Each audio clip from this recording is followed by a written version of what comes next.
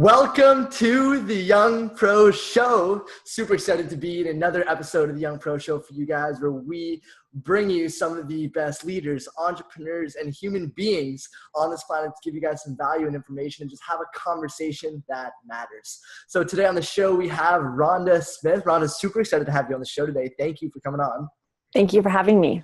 Rhonda is a lifestyle architect, and she coaches people worldwide. She helps work with people's shadow self.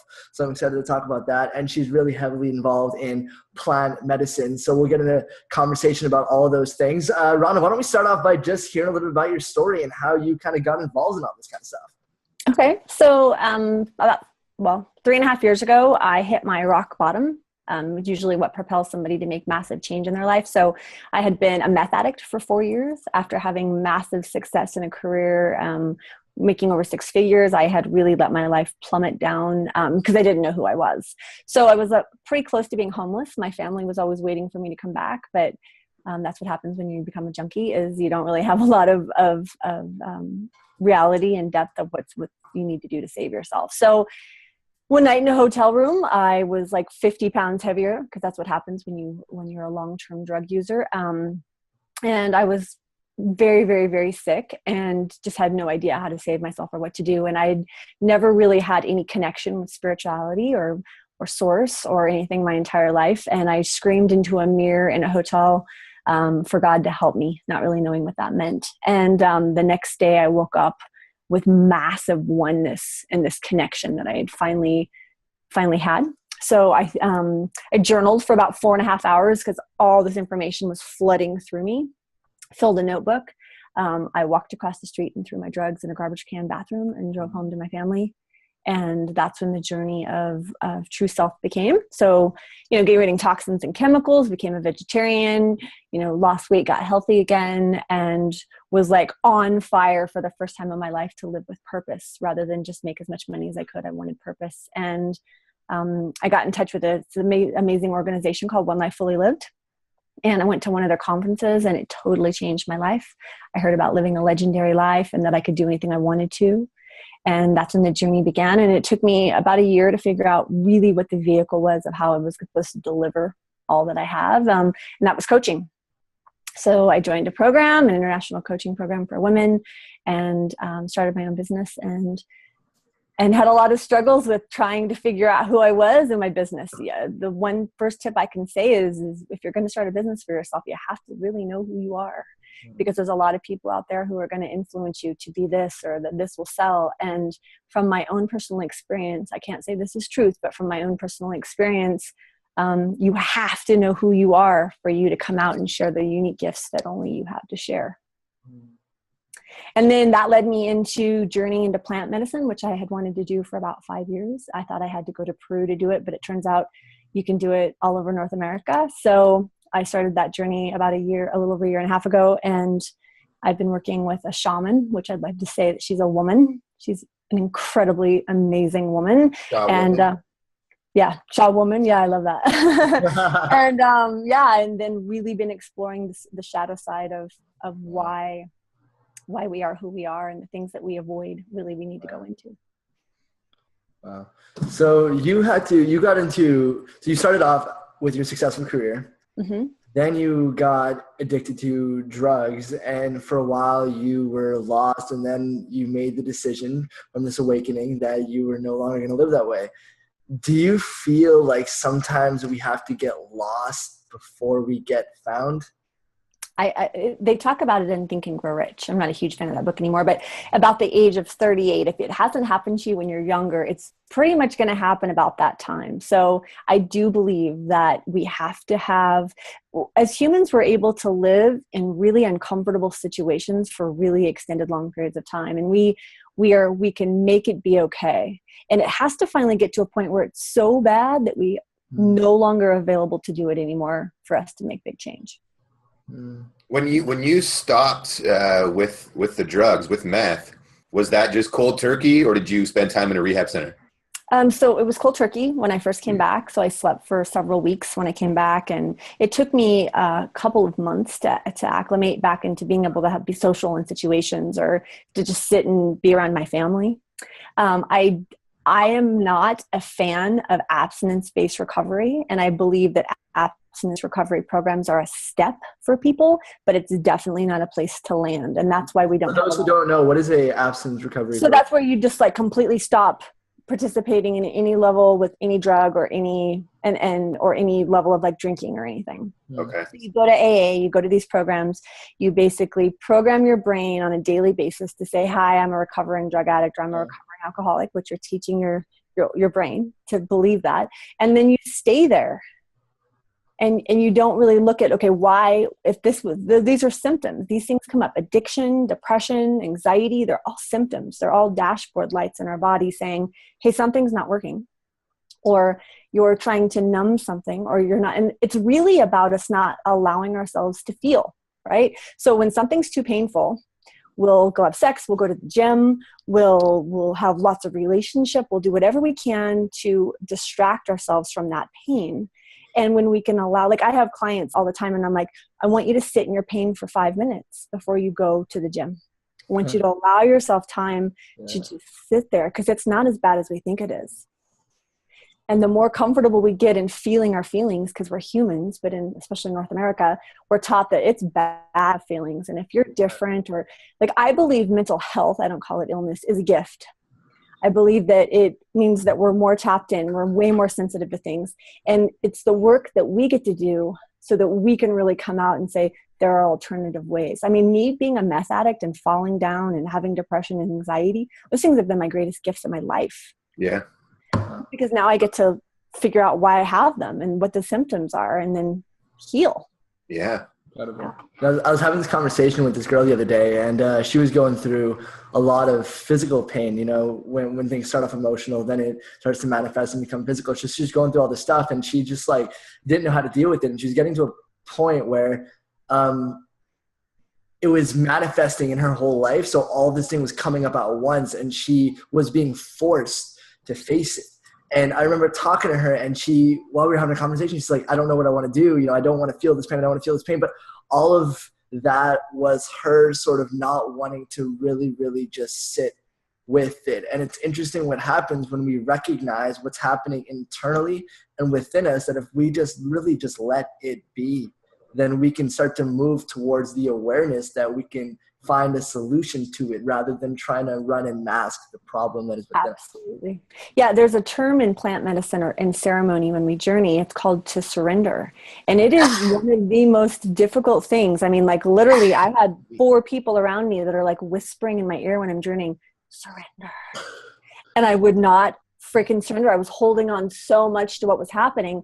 And finally, when I just let go, it was like I surrendered to it. And I have to tell you, I flop on my bed often in my business and say, I'm surrendering because this is really challenging. So I'm surrendering to it because I can't control it. And it's like when we let go, and then the flow comes again, and you're not holding on so tight. And that's when the mind starts to work and meditation starts to get deeper again and stuff. So yeah, it's like we're so afraid of the pain that we're going to feel that we create more pain about having to feel it. So the fear of the fear is worse than the fear itself. Ah, that's good. Yeah. Yeah. The fear of the fear is worse than the fear itself. Yeah.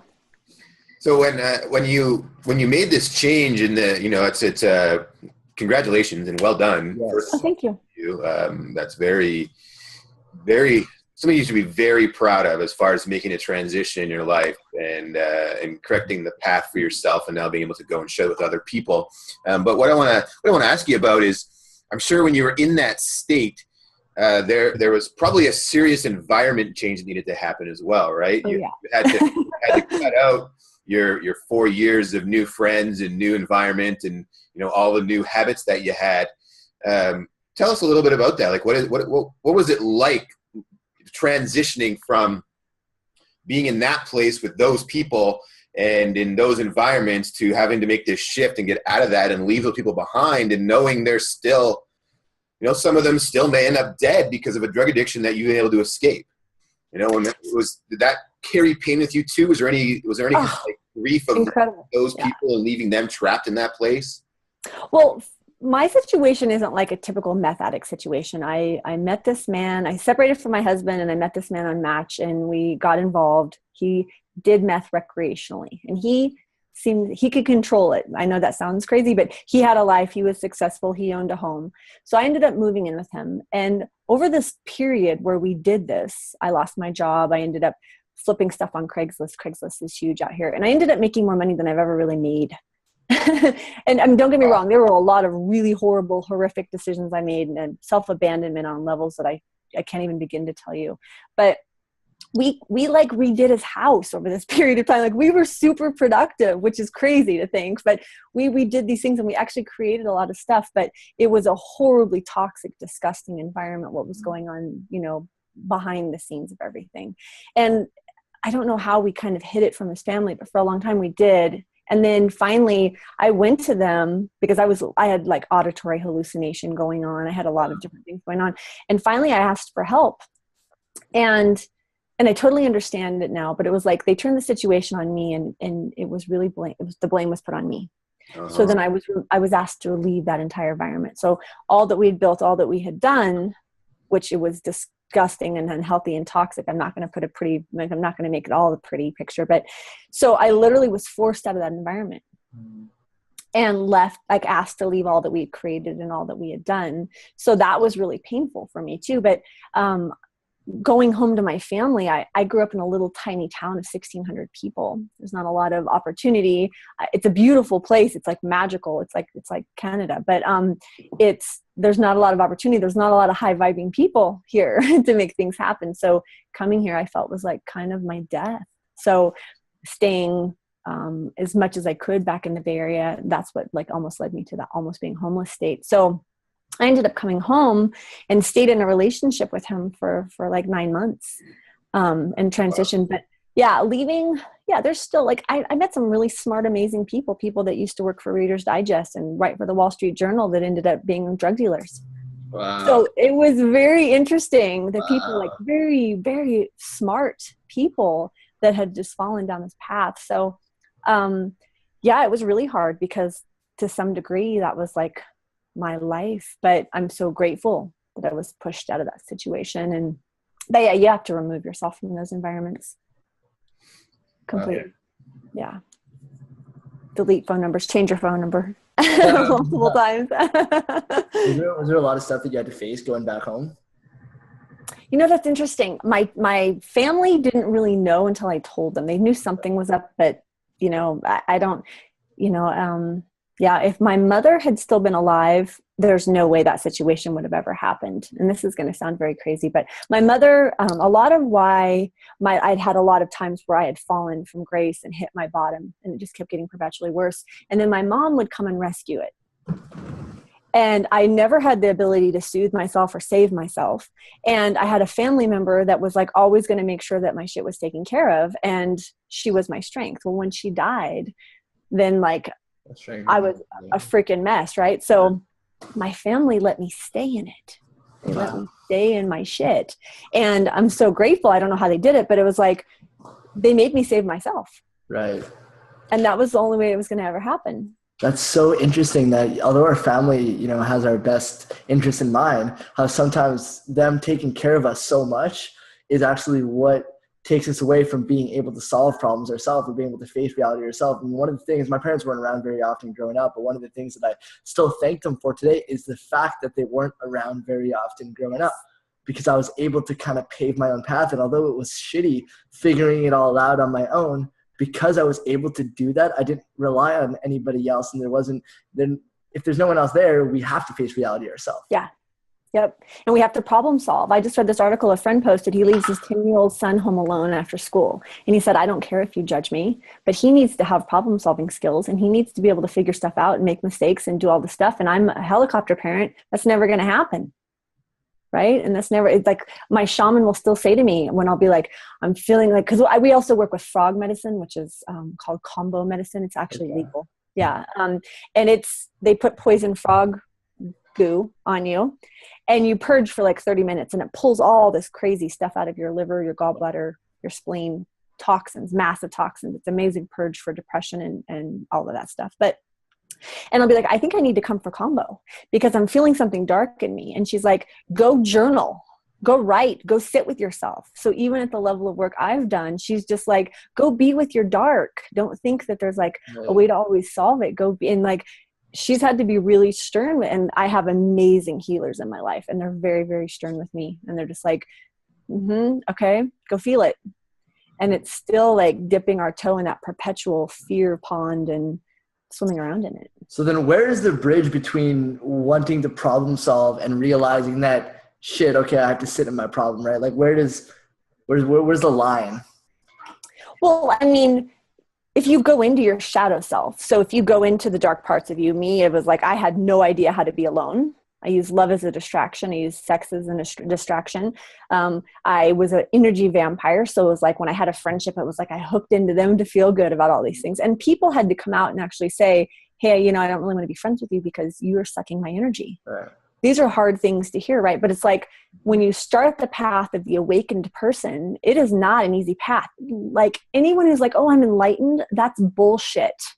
Enlightened, the way people like, it's all love and light and it's all about having higher and spirituality. That is crap. An enlightened person, the path of the awakened person is a destructive process that pulls away all the bullshit, sheds all the untruths of you, and gets you down to who you really are. And then you get to have a different perspective from it. So it's like, yeah, if you want to continually do work and you keep asking for more and more, you know, you can wear yourself out. So you have to be a little bit careful about that. But you have to go into your shadow self. And it's not like, okay, I've gone into it, now it's healed, it's all better. Wholeness. We'll talk about Philip Shepherd too, because he's amazing and he's a Canadian. Wholeness is embracing your dark and your light. It's understanding that your dark side is your teacher. It's your greatest teacher. And it's going to keep coming back as long as it needs to. So. Interesting perspective, thinking about the dark side as being your greatest teacher and the light being the lessons that you've learned coming out. Yeah, that is interesting. Yeah, well, because we're taught that if it's dark, it's bad, right? Yeah. Like the dark side and all that stuff. It's like, no, I'm grateful for that because I dealt with it.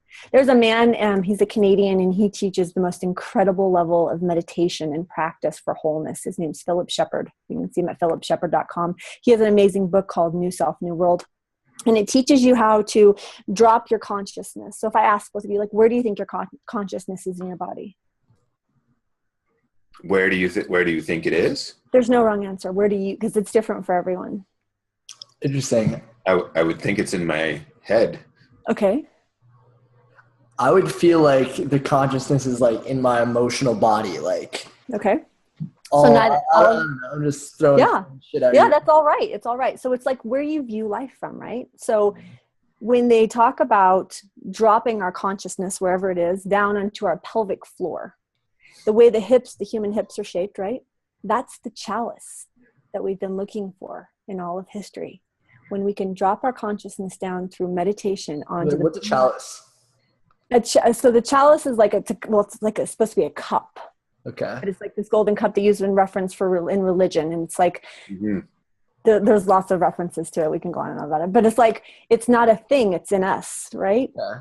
So his practice, his work, which is extremely affordable, by the way, is all about teaching us how to get down there. And, you know, like when the shit goes down in the world or whatever, it's not about anything external. It's about us being in that space of like complete wholeness, working with our three brains, our gut, our heart, and our head all together. Can we talk about that? What do you mean when you say three brains?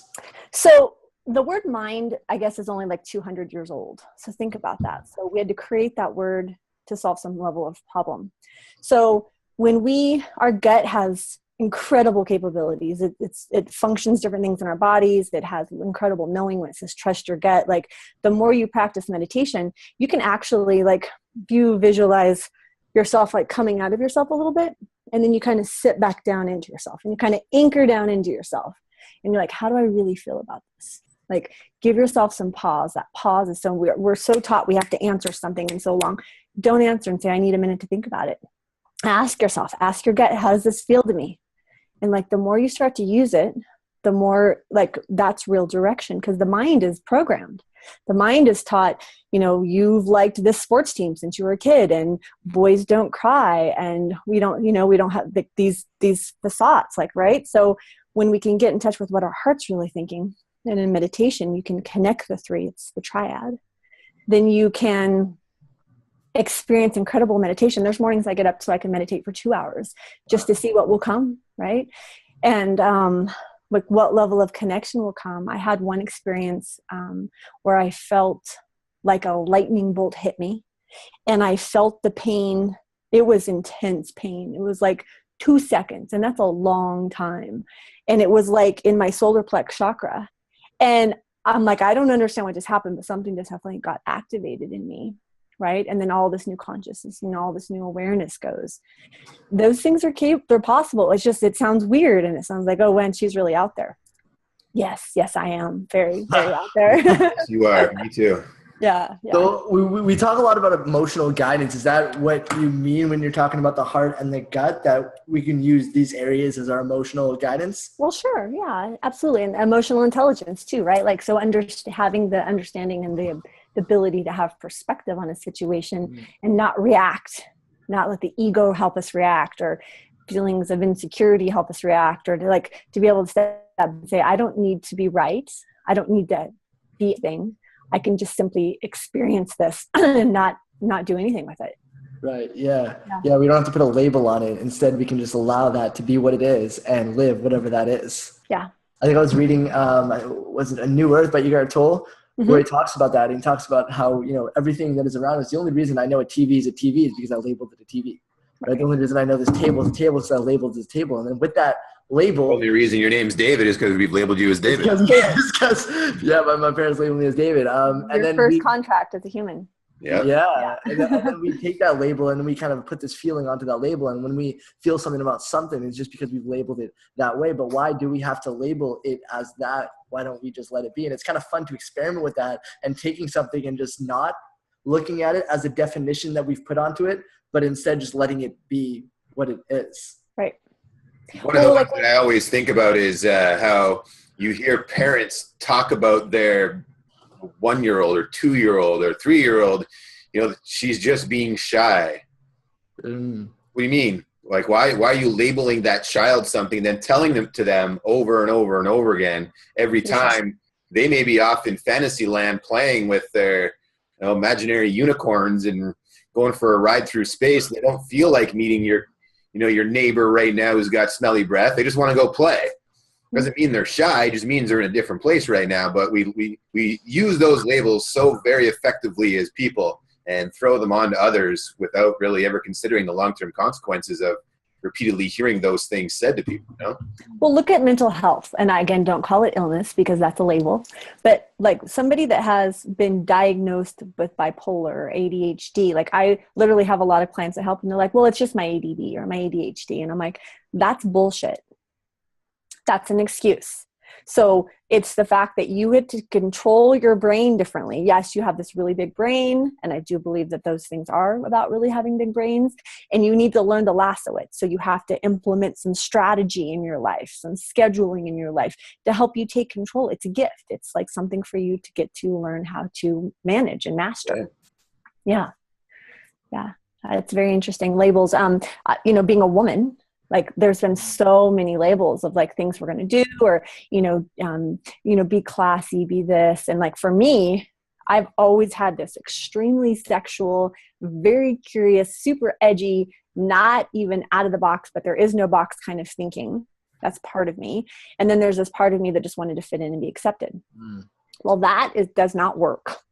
That creates this. And that creates sometimes some very tumultuous, interesting things that you have to like learn to live with. And, me embracing that I am a super sexual, very curious being, and I get to be an awesome, rad woman too. I don't have to like fit in the box of what that's supposed to look like.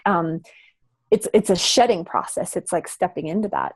And, the new age movement, I have such a hard time with now. I mean, I was definitely a big part of it, but it's like, just only focus on the positive. Only focus on what you want to attract. Okay, well, that's bullshit because it's like, know where you're going, have a plan, know what you want to do, but every day isn't like living like that. And you avoid that spiritual bypassing of the fact that you have feelings or emotions. Right. That's not true. That's just being awesome every day. I actually had a coach and he's like, why can't you just choose to be awesome?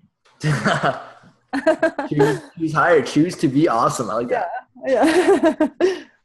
So you've got some time into the plant medicines now. Tell us a little bit about plant medicine and kind of what that has meant for you and what it's done for you and what you've seen for other people.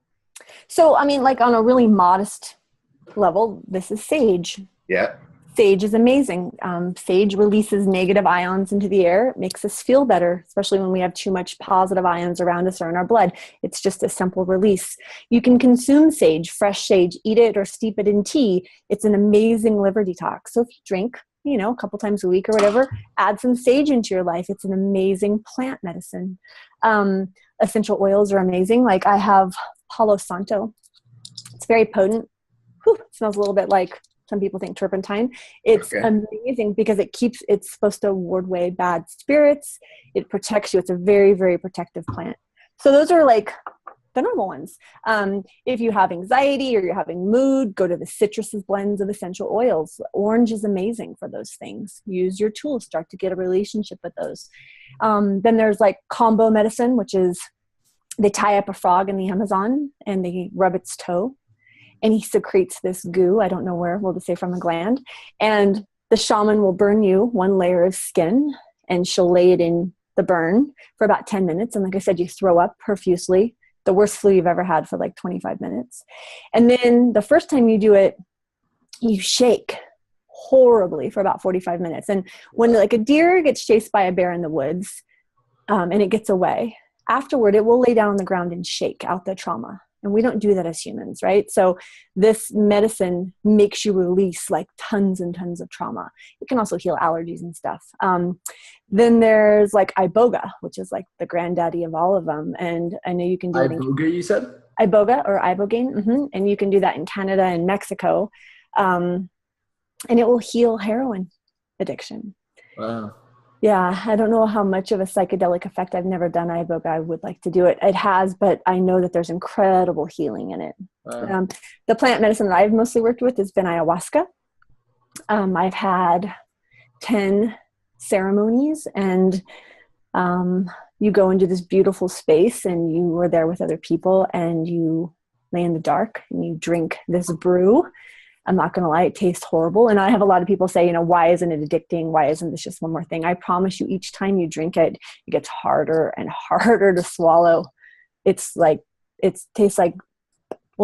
ass. It tastes like dirt. It tastes like bark and tree. It does not taste good. But the first experience, usually you're going to see the cosmic quilt. We only have a very small percentage of light our eyes can see. But there's energy around us that connects us all, and you can see that when you do that. And that's usually like the first experience. And she kind of like the plant medicine, we call her grandmother, the spirit of the plant. Mm-hmm. Don't fuck with her. Be very respectful in her house. You can't have sex the week before on dieta. You have to be really careful about the food you eat. And she'll take you into these levels of self. Like I've ascended to my absolute, I don't like ascend. I've expanded to my highest self. It was a very painful process. It was like dying. That's when I finally had to surrender, give birth to myself. Like you felt this throughout the experience that you were being rebirth? Wow. Or throughout the multiple experiences?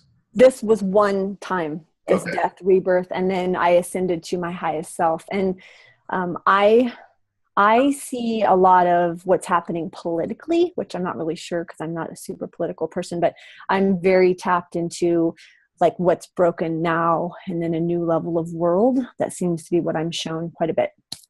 So I've seen that. She's also put me in the deepest, darkest holes of depression. Like one ceremony, I literally was like just reeling in pain for about 30 minutes. And I was literally looking around the room for something to kill myself with. Like that's how bad the pain was for me. And I did, when I started doing meth in the beginning, I did try and kill myself. So I do have experience on the other side of that too. So this was a part of you that you had to face. Oh, of course. That's why because it was like that there's no getting out. We don't get out. If somebody tries to kill themselves, we're reincarnated. If you believe that, there's no getting out. You just have to do it again. Right. So like that was a huge realization for me, and to lay in that pain. Well, I had lots of other ceremonies where the plant meant. So the shamans sing. So when you drink it, the shaman can see almost like a light in you, and she knows where to sing or to beat drums or to play things to literally pull this out of you. Okay. So she's actually literally like held her mouth to my chest and like blown tobacco and sang to me, pulling stuff out of me. So, and she's saying once there was a verse that's just bone chilling to me, and the plant saying, I come from a place where the world has ended and we heal each other with flowers, trees, plants, and medicine. Nice. And yeah, it was a really beautiful experience. My last ceremony was 7 hours on a mat in the deepest, darkest, most horrific spiritual, mental, and physical pain I've ever experienced in my life. I'd say level 700. I took all my clothes off in ceremony. I was like trying to get to salt water to make it end, which I never do. We had a really special blend, a Terrence McKenna blend that time. And what it showed me is that I am capable of so much more than I think I am. Yeah. So just like so much. The deepest pain showed you that you're so much more capable than you think you are. Yeah. Wow. Yeah. So like as a person, like I'm like, oh, you know, like that's gonna, and like literally what it's done. There was times in the ceremony where like in my mind, she was saying, get there, go there, do this. And it was like, I didn't want to, I had resistance. And I know millennials especially have a lot of resistance with doing what we don't want, like not doing what they don't want to do. Right. It doesn't feel good. I hear that a lot with a lot of people that I work with in coaching. And she was like, get in that box. And I did not want to get in this made up box. And I was like, no. And she's like, get in the box. And when I got in the box, it was like such fierce pain and work of like a level that I've never experienced, probably like what they would have gone through in the Holocaust, like level of get in the box and do it anyway. So what that's done is really helped me like step into my business differently. And I'm like, I don't want to do this right now, but it doesn't matter. I'm going to sit down and do it anyway. And timers are amazing for that. You're like, you have an activity that you're avoiding. It's what you need to do. Flip a timer over and say, I'm going to do it for 5 minutes, just 5 minutes. And usually end up doing it for 1 or 2 or 3 hours. But it's like just that initial resistance to starting. Did you bring these props to the video or did you have them sitting around you already? There were no props. It was all in my mind. No, I mean, like what you've brought, you've shown a few things to us now. These sit on my desk. This is like, I have like a garden of crystals. And I noticed you had something in your hand earlier too, that you're kind of passing back and forth, a red ball or something. That's chapstick. Oh, chapstick. But like I have these on my computer. That is the most magical of them all. Yeah. Yeah, chapstick has great healing power as well. It does have a great healing power, except it's not a very healthy one. So, yeah. Question for you, Rhonda. You know, we're all aware that the world is transitioning and the world is changing, and a lot of people are starting to have a different perception of the way that we're living. Where do you think that plant medicine plays a role in this whole transition that's happening in our world? There was like my ceremony, I realized that from a child I had been dreaming about this. So there were dreams that I connected to that I remember dreaming as a child.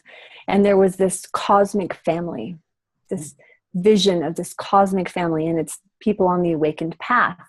And in that moment, I realized when you know your purpose, you would die for it. Truly die for it, like real purpose. And I realized in that moment that I would die taking people or telling people about this medicine, because it is the true healing of the earth. So for me, we see all these people, whether you're an entrepreneur or you're just going to be cool or whatever it is, and you have to be really careful if you go just to places in Peru or go to places, because the shamans over there do not give you a Western experience, and they do not necessarily protect you from the dark forces out there, right? So it's easy to take that stuff on, but this will and could and should and is healing our planet. But the thing I've had to really accept is that to have a beginning, we have to have an end. Yeah. Yeah. And that's been really, really challenging for me, because I've experienced what I perceive as the end in a really hard, deep, incredibly bone-chilling way. But it doesn't have to be like that. And I've learned through things in ceremony that that's just one of a million possibilities. Yeah. Right. So for me to bring out my anxiety, for me to bring out like the levels of depression and stuff, I've really faced probably what I fear the most and what would be most fearful for me. So it doesn't mean that that's what's true. I mean, we can all choose love, right? Yeah. We can all in those moments say, not fear, not whatever, stop being political, stop being a statist, rise above, let's make a choice. We can unite. Those are all options. And collectively, do you guys know what 100 monkey syndrome is? I've heard of it, but refresh my memory. 100 monkey syndrome is, so let's say there were like 100 monkeys on one side of the island and they started washing off sweet potatoes before they ate them. Well, as collectively all of them started doing it, when you get to a certain percentage, I think it's like 11%, or we'll just say 100, monkeys on the other side of the island that have no contact, have no knowing, automatically gain the awareness and knowing to do it. So they start doing it. So collectively, our conscious is changing. You can feel it. I mean, like I watch 5 coaches post kind of about the same thing in a day. So collectively, we're getting that information. It's coming. And that's kind of what's happening right now. So I do believe that we are seriously waking up. So yeah, I think that why I experienced what I did on such a deep level is because it really helped ring out of me my fears and we can get through anything. Like we can do anything. So we basically need 20% of the world's population to start moving over to our side, and then the rest of the world will slowly come too. So in transcendental meditation, they say that it's like some tiny, tiny percentage of level 1 people. If we were practicing that, we would have world peace. And if they were at level 3, it's like a tiny, tiny fraction of that even. So I don't even know if it has to be, but it's like the higher the consciousness. What is transcendental meditation? So I don't practice. I have a friend, a Canadian friend, who went and did it. You pay a sum of money to go learn how to do it. If you do it, you can't share what you learn. So it's, yeah. And you get like a mantra, your own word, and it's just a different practice of. Right. Yeah. I remember hearing Russell Brand practices it a lot when he talks about how he can't say anything about it, which is interesting, actually. Yeah. It's a little bit like secret society. Anything about it. Right. Well, to me, it's a little bit like you pay, I think it's like $2,500 in the States to go get a couple classes. And I think in Canada, it's like $1,500. So to me, there's a level of bullshit because, I mean, I think that it's probably massive, but it's like, why should we have to pay for that? It's like, and that's what's so great about Philip Shepherd is you can do a session with him for like $90. He'll walk you through the whole process. And his tools on his website are like $20. He doesn't want to, it's not about money for him. It's about his work. So. Yeah. Wow. I think it's that's just another thing that the Western world has done, though, right? Is like we're capitalizing capitalism from meditation. Like we all have a mind, we all have the ability to think stuff, we all have the ability to go into meditation, and yet now because someone has put a name to it, a label, we're now able to charge $2,500 to go and learn this stuff, but we can't talk about it because we want to make sure that someone else hears about it, they'll come and do it too and spend $2,500. Yeah, exactly. Right. We want to make sure that this money keeps flowing in. And that happens with a lot of different things that we can learn from, like NLP. You have to go pay and get a certificate for that. Even Reiki, if you want to get certified, you have to pay to get certified, which is interesting, it makes sense because people have to get monetary gain off of these things. Mm-hmm. However, on that same note, like these things I feel personally should be available for the masses and available to have access to regardless of where you come from or how much money that you do have. Well, and like that's the big thing about One Life is like they're trying to offer tools that should be taught in school for free or barely nothing so that we can teach young people, like, go soothe yourself, go meditate, go do these things, which is incredible. But it's like the system is so broken. They came to me in my town and said, how we need some progressive ideas of how we can help save our town. And I'm like, okay, well, let's close all the businesses down and let's move out all the people that are no people. And then, because I mean, essentially, like it's going to be the plague against this is how it's always been done, and then this new progressive way of healing. So, yeah.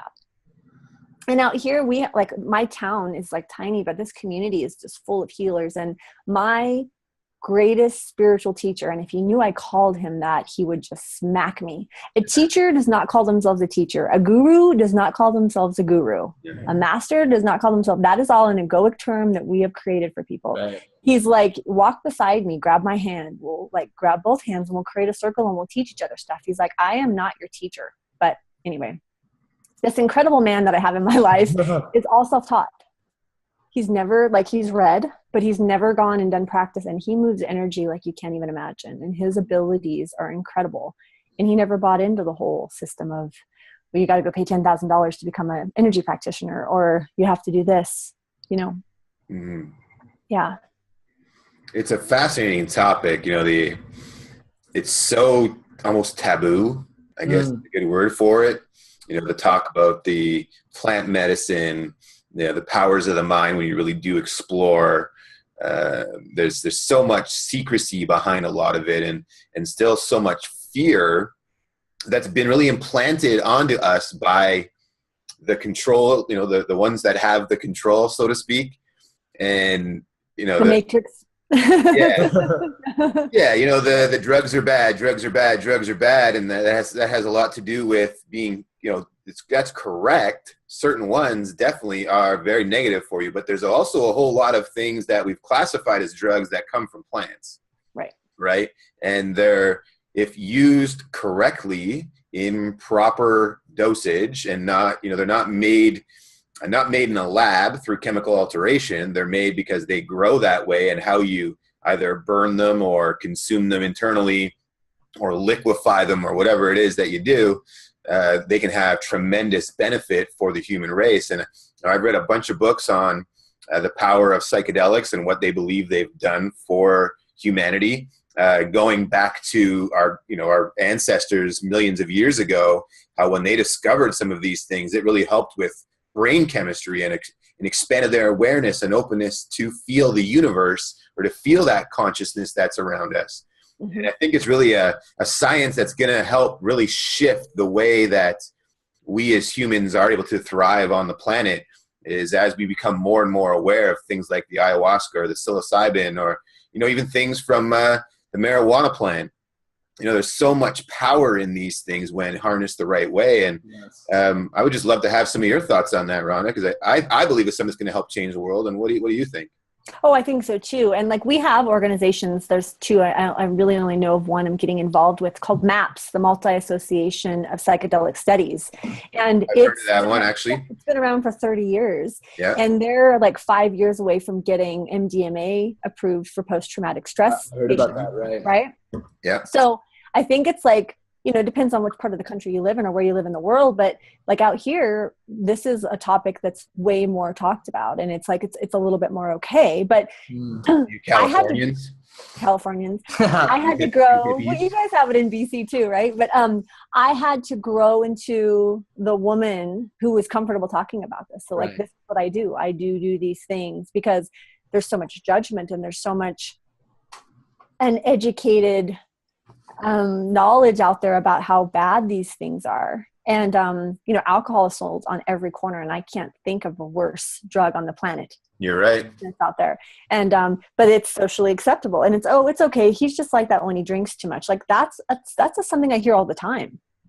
It's terrible. And that's not, yeah, it is terrible. So terrible. I do believe that mushrooms and lots of other things I don't even know of help us evolve into who we are and how we are today. Yeah. And that's why, we're, you know, keeping the Amazon as beautiful and pure as we possibly can, because, I mean, there's a tree there. I don't know if I should say, yeah, there's a tree there called Noirel, and it's a bioluminescent tree. It's like the tree in Avatar, but it doesn't quite look like that. And there's less than like 10 of them left on the planet. Wow. And you can dieta this tree. And what that means is you're on a really strict special food diet, and then you consume brew from the bark or the root of the tree. Wow. And you take on the healing properties. And you can do it with like thousands of trees. Palo Santo, that oil, you can do that with that tree. It's like the same as a frankincense or myrrh tree. Okay. Very powerful things. So you can dieta those things and take on the healing properties of them, take on all the properties of it, if you do it over time. And that's just all sitting out there waiting for us. Right. Yeah. And there's so many plants that are still undiscovered, right? Yeah. Yeah. When I got up, I went and got this book. Oh, nice. Can you see it there? Yep. Yeah. Yeah. So I went and picked up this book, read it about, I guess, 3 months ago or so now. And so I've heard of MAPS and Terrence McKenna. So studying some of his stuff. And, the power is just fascinating and what plants can do. And I had also heard they talk about in this book the use of the LSD and the MDMA in treating post-traumatic stress disorder and helping people actually pass away, that are suffering severe pain from, let's say, cancer, and they're at a point where they can no longer, the body can't live, and they're using some of those treatments to help a person move peacefully from life to the afterlife, right? And that should be a choice. I mean, that, like us having like how the level of suffering, and the reason this is all so broken is because of big pharma. Like that is our issue. Like down here, it's like, if anything's wrong, go push a pill on it. And I'm like, you're Ambien. I mean, when I have so many friends that are on Ambien, but they wouldn't do plant medicine, I'm like, are you kidding me? Yeah. And the biggest thing I see is when you do ayahuasca, you throw up. You either have diarrhea or you throw up. And you don't always have it, but it's like you're purging deep, dark shit in your body. And it's not just like, oh, you're just purging because you're throwing up and it's a toxic thing. Like you're literally like, I threw up my addiction spirit. And from that moment on, I could literally have a glass of wine. I can have like one, and I don't like the way I feel after that. And it's like this interesting way to really understand that, like, that was something that was in me. Yeah. So, interesting story, actually. The first time that I ever had done a psychedelic mushroom trip, after that, I was introduced to meditation during the trip. And I'd never before known what meditation was. And I spent the entire night in this meditation throughout the trip. And then the day after, the way that I was looking at life was completely different. It's interesting you say that, your addiction spirit was gone after when you were literally puking out your addiction spirit. Well, I stopped liking meat after this experience, and I would eat meat, and no longer would I actually enjoy it. I would feel like crap after I would do it. And then ever since then, I've been vegetarian. It's been almost 3 years now, but it's incredible how sometimes these experiences can open up your awareness to things and really literally change the way that you live your life because of an experience that you had felt on these trips. So yeah, I agree that I think that we need to be having more of these conversations about these things and bringing more awareness to the people about these things, because it's something that's not really talked about very often. Well, our Earth Mother, like our planet, our beautiful, amazing planet, grows medicine for us. Yes. So, and it's like, right. And she like has it available for us. And it's like, mushrooms are so healing for people. It's such an incredible experience. And, I do want to say this. I didn't just go into a ceremony and say, I want to remove my addiction spirit and walk away with it done. And that's a big misconception with ayahuasca. You have to do your work. The work in between is huge. I've been working on this for a long, long, long time. It was finally time for that to happen. So it's not like everyone's like, oh, I'm going to go to the jungle and I'm not going to ever be depressed again. Well, it doesn't quite work like that too, right? But it's amazing how the earth will bring us to the consciousness of like, I'm not going to tell people not to eat meat. I don't eat meat, but it's done in such a way. It's just like how we killed the buffalo. When the Indian killed the buffalo, they had such an amazing, romantic, beautiful respect and relationship for them.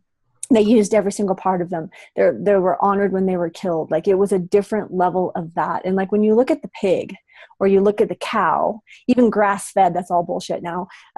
It's still like this really horrific, treacherous process that we're very much involved in. And it's like, we can do this so differently. The whole process can be done. And what ayahuasca's done is she is connecting me so much with animals. Like I see them and they're talking to me and they're like, why are you doing this to me? Why are you killing us like this? And it's like, oh my God, you have no idea. And then our oceans, like when we, in this new world I experience, like we're like, okay, what kind of world do we want to create? What kind of people do we want to come? Then we run to the oceans because they're in so much trouble.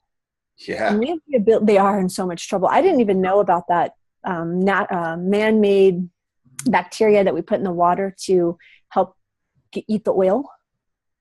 And I really didn't understand that. Like, that's why our reefs are dying. That's why we're seeing thousands of animals washing up on shore. Like it's with Fukushima and all of these different things. Like our planet is in serious trouble. And people are like, this is the best time to be alive. And I'm an entrepreneur and everything's awesome. Okay. And you have to, but like, that's us choosing love and saying, I'm still going to create a message. I'm still going to have a why. I'm still going to do all these things. But let's really look at like what's happening here with our earth, our home. Yeah, we've had the largest number of mass extinctions from the aquatic life ever. Like we're having, tens of thousands of certain species of marine life washing up on shore at once, mass extinctions. And that is clear to me. We have a fucking problem. We have a fucking problem, and nobody's talking about it. Nope. And it's like, nope. It's like everyone. And like, I am a huge fan of Gary Vee. Yeah. Chuck. Like, I heard him say in an interview the other day, he's like, this is like the best time to be alive. And this is like whatever. And I was like, and I get it. I get it's like when you have a passion, a purpose, and it's like you are on it. And there are times when you have to put on the blinders to do what you're doing in your life. But like right now, we need to all wake up to what's happening. We need to wake up to what's happening politically, like what's being orchestrated, like what's really happening, what do food look like? Like, it's not all about stuff, and it's not all about everything. And I don't want to put a bad tone or a feeling, because these conversations, when I have them with people, they usually walk away sick. I actually had somebody throw up.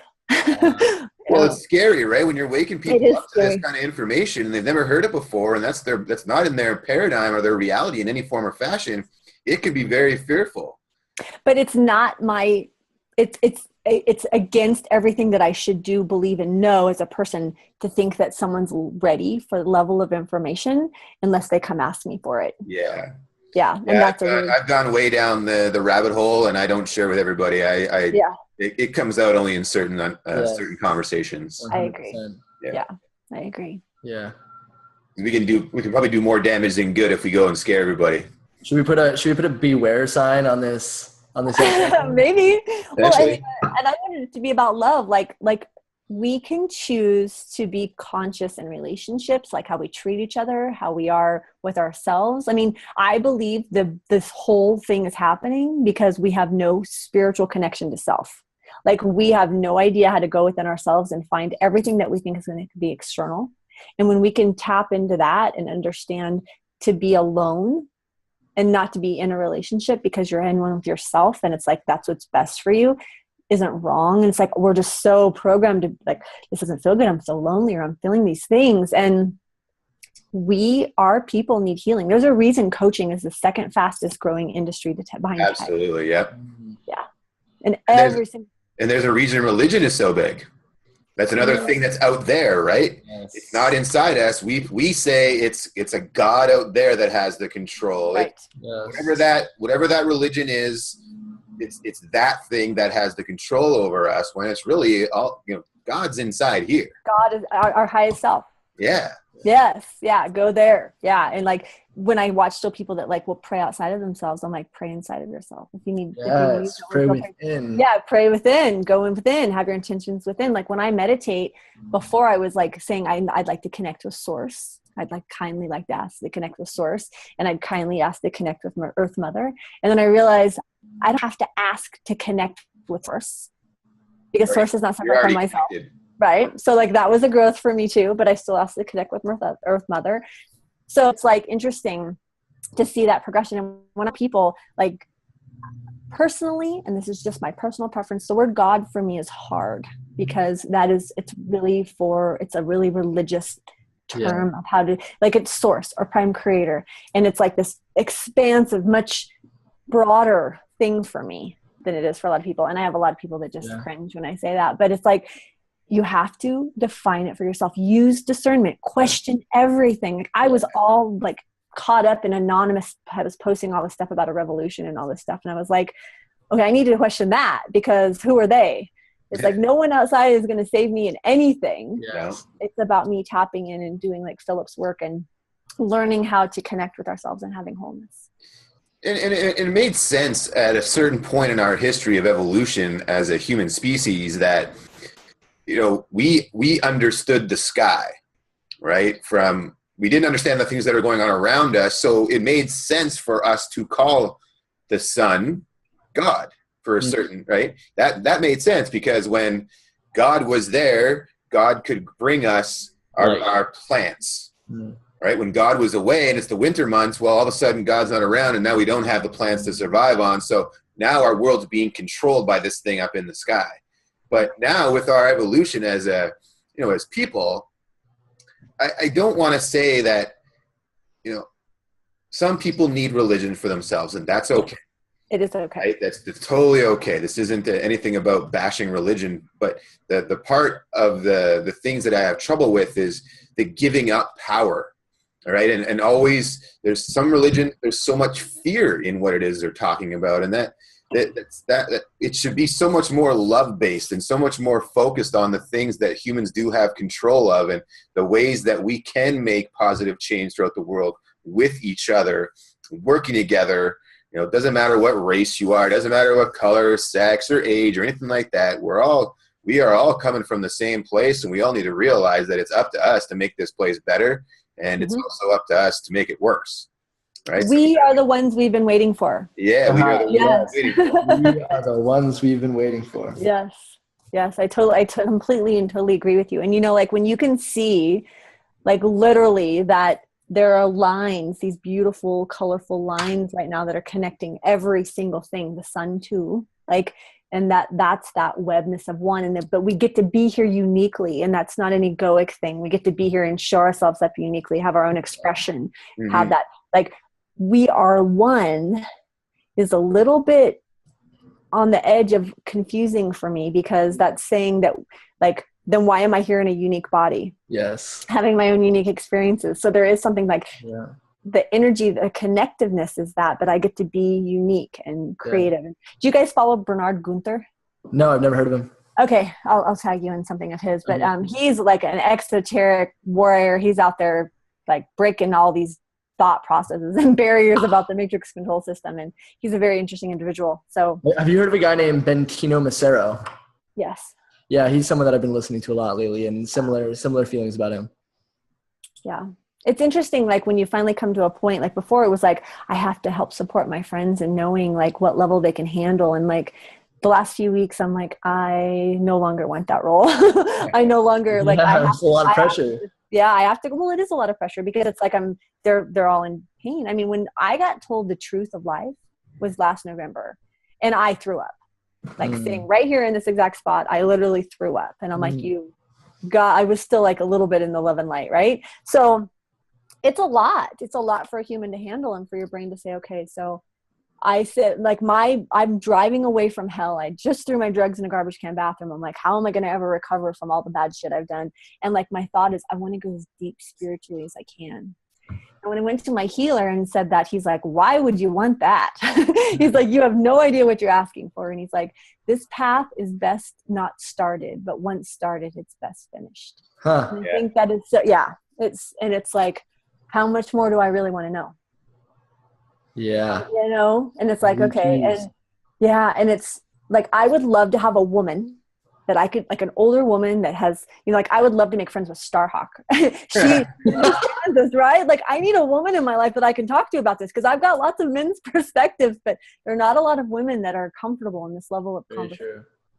So maybe think of the Oracle. Right? Go visit the Oracle.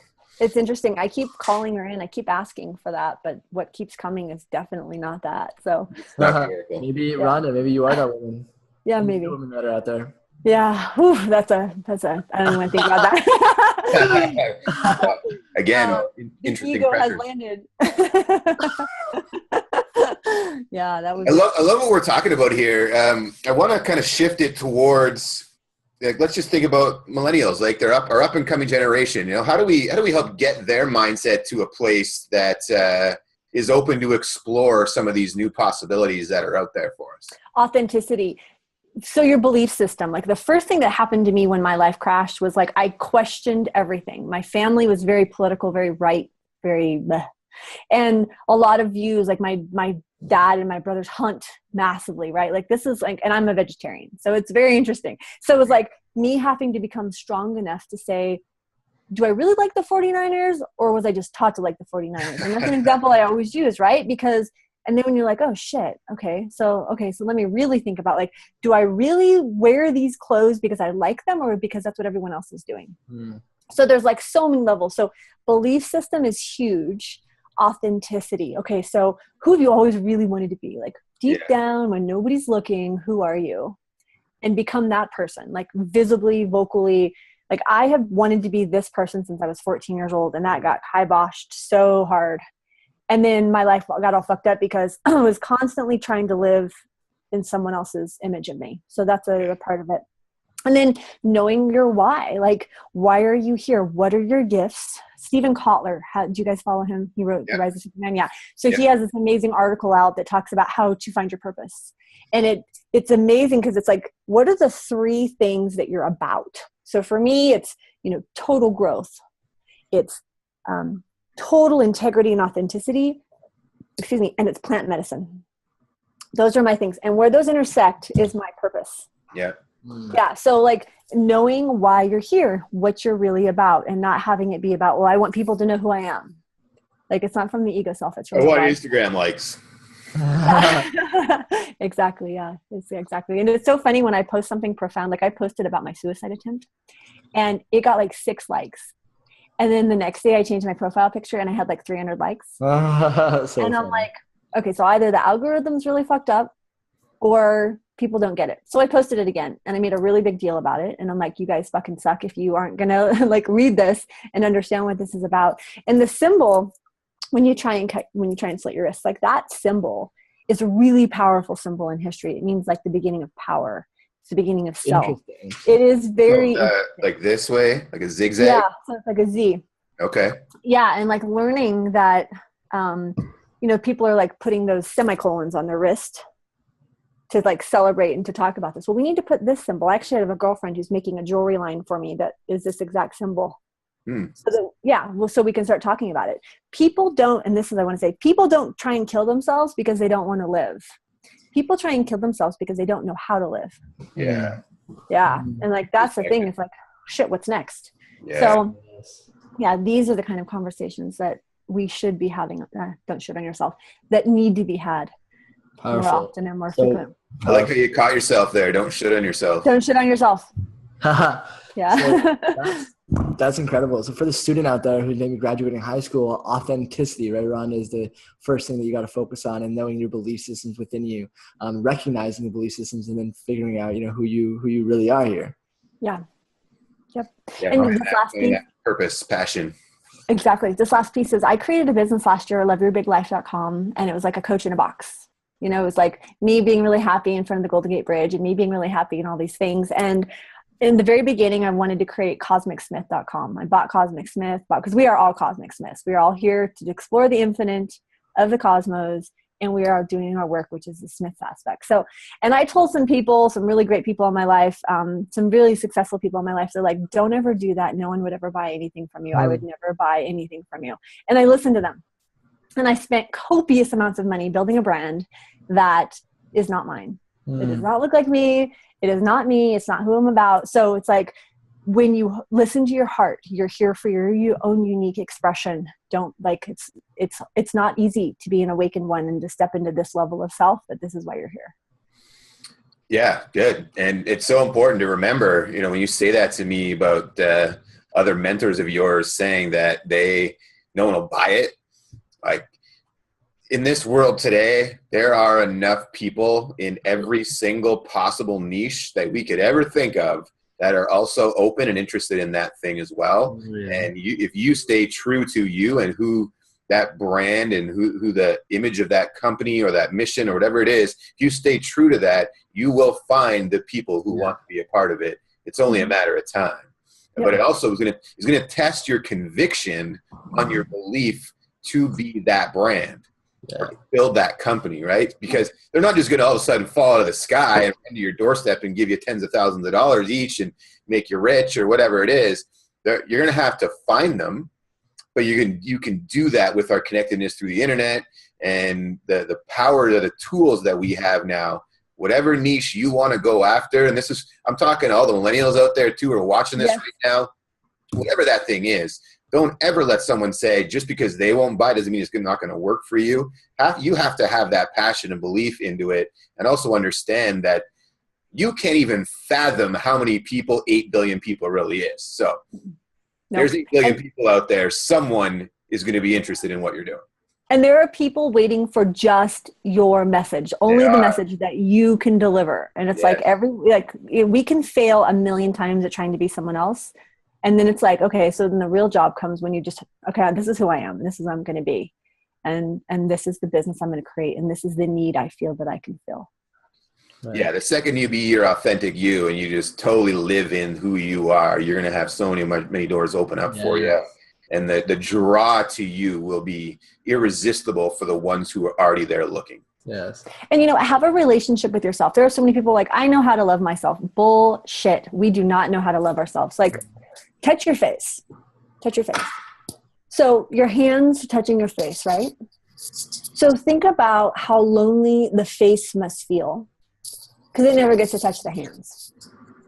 And when you think about it from that perspective, like, you get to have a different relationship with yourself. Hold your hand in the morning, hold both hands, like experience it from both sides. That's having a relationship with yourself. All right. When's the last time you kissed yourself? Right? Very often. No, right? Like, your body's going to be like, oh, I like this. Like, have an affair with yourself. Have a massive relationship with yourself. Seriously. It's incredible. That level of self and knowing and knowing all of your craziness, right? Yeah. Yeah, that's what it's about. Yeah. That is what it's about. Love I yourself. think David and I are both going to leave and kiss ourselves. Go make out with your hands. Yeah. I know what I'm doing for the next hour. Yeah. Love yourself. Go love yourself. So Rhonda, if I am watching this right now and I want to find you, you said it's loveyourbiglife.com? Loveyourbiglife.com. We're getting ready to change that though. So if you go to Facebook and you search Rhonda Smith, Lifestyle Architect and Success Coach, or just Rhonda Smith 326, which is my personal page, reach out to me if you want to have a conversation. Let's chat. Like, don't be shy. I would love to give some time to some people who are like willing to like open themselves up to being true to who they are.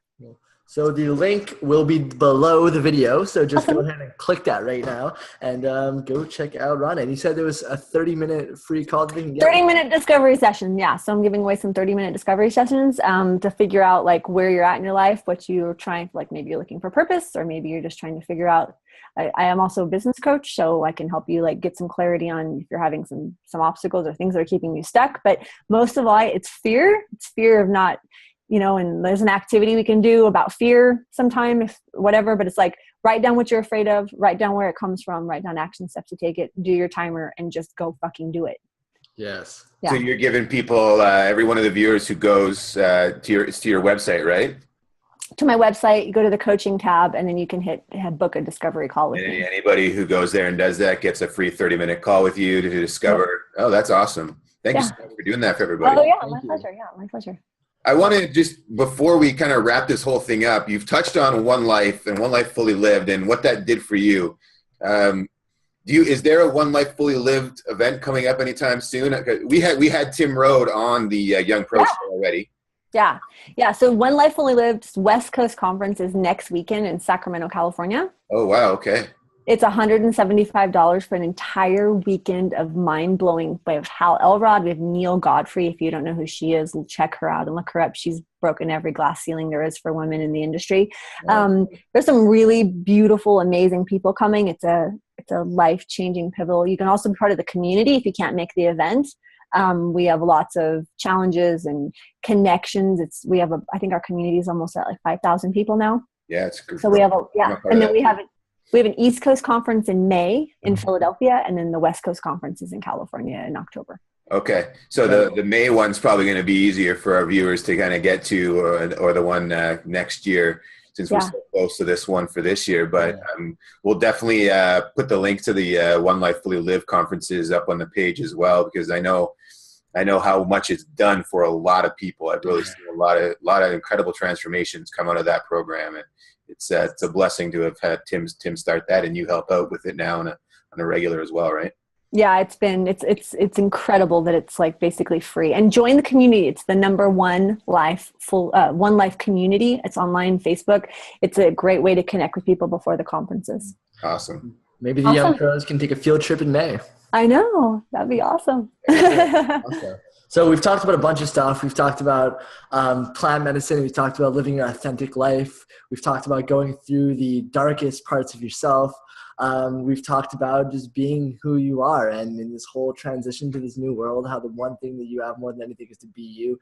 Rhonda, I just want to say thank you so much for coming on the show and really just saying all this stuff and really just having this conversation with us. I know that I feel incredibly inspired, and I learned a lot from you on this call. And I know that there's a lot of viewers right now that are listening who are super grateful that you are here and giving all this information, having this conversation with us. So thank you. Thank you so much for having me. It's so rare that I get to have a space where I get to just be in truth. So thank you guys so much for that. Oh, you're so welcome. And I'm going to go kiss my... Go kiss yourself. Yeah. Awesome. Well, hey guys, thank you for tuning into this episode of the Young Pro Show. That's really what we're about, is helping everyone just be their true space and having powerful conversations that matter here on planet Earth. So again, Rhonda, thank you guys. Remember to tune into us subscribe to us on YouTube, like us on Facebook, check out the youngproshub.com and be a part of the community. We want to have more of these powerful conversations with incredible people all around the world to just bring some awareness to everyone that is out there. So thank you for tuning in, and make sure to tune in to the next episode of The Young Pro Show.